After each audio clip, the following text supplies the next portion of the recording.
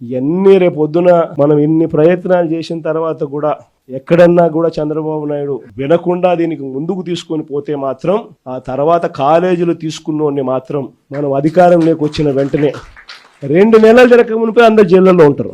ఆ కాలేజీలు తీసుకున్న వాళ్ళు మాత్రం వాళ్ళు మాట్లాడుతూ ఉంటారు. అంటే వాళ్ళకి ఈ సందర్భంగా వాటే తెలియజేయాలనుకుంటున్నాం. మీరు అధికారంలో ఉన్నప్పుడు మీ బెదిరింపులకి మేము భయపడలేం. మీరు అధికారంలో ఉన్నప్పుడు మీరు చేసే దౌర్జన్యాలకి మేము భయపడలేం. కానీ మీరు బాధ్యతగా మెలగకుండా ఒక్కొక్కరిని చంపేస్తాం, మళ్ళీ మేము వస్తాం. ప్రకృతిని ప్రేమించేవాడు, తల్లిదండ్రులను గౌరవించేవాడు చేసే పనులా ఇవి? పిల్లలకి కులాలను పట్టుకొస్తామా, ఆపాదిస్తామా? వేరే దారులు లేవా మీకు పాలిటిక్స్ గురించి మాట్లాడడానికి? సిగ్గుందా ఒక్కొక్కరికి అలా చేసే వాళ్ళకి? మాకు నోరు లేదనుకుంటున్నారా? కూర్చొని మీరు కాంట్రాక్ట్లు వేస్తే కాంట్రాక్ట్లు వేసిన వాళ్ళందరినీ మేము బెదిరించేస్తాం, జైల్లో పెడతామంటే ఏమనుకుంటున్నారా మీరంతా? మేమేం మాటలా గుర్తుపెట్టుకోండి. అలా బెదిరించే సమూహం ఎవరైనా సరే, పవన్ కళ్యాణ్కి అధికారం ఉన్నా అధికారం లేకపోయినా పవన్ కళ్యాణ్ ఎప్పుడు పవన్ కళ్యాణ్ లాగే ఉంటాడు. భయపడ్డాం.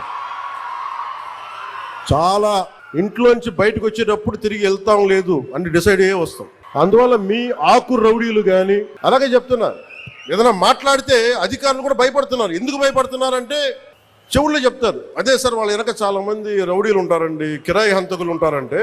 మీకు కరెక్ట్గా యోగి ఆదిత్యనాథ్ లాంటి ట్రీట్మెంట్ కనుక ఒక్కొక్కడికి ఇస్తే, రౌడీజం అంటే కాలు కీలు తీసి మడత పెట్టి కింద కూర్చోపెడితే అప్పుడు మీరు ఇదే చెప్తున్నాను ఇంకొకసారి. సామాజిక మాధ్యమాల్లో కానీ విదేశాల్లో కూర్చొని వాగే వాళ్ళతో సహా ఇక్కడ కూర్చొని భవిష్యత్తులో మేము వస్తాం, వచ్చి మేము ఏం చేస్తామంటే వచ్చినప్పుడే మీరు ఏం పీకలేదు, మరి ఏం మాట్లాడతారు ఇప్పుడు? అంటే ఏమనుకుంటారు? మీరు కూర్చోబెట్టి మీరు బెదిరింపులు చేస్తే భయపడతాం అనుకుంటున్నారా?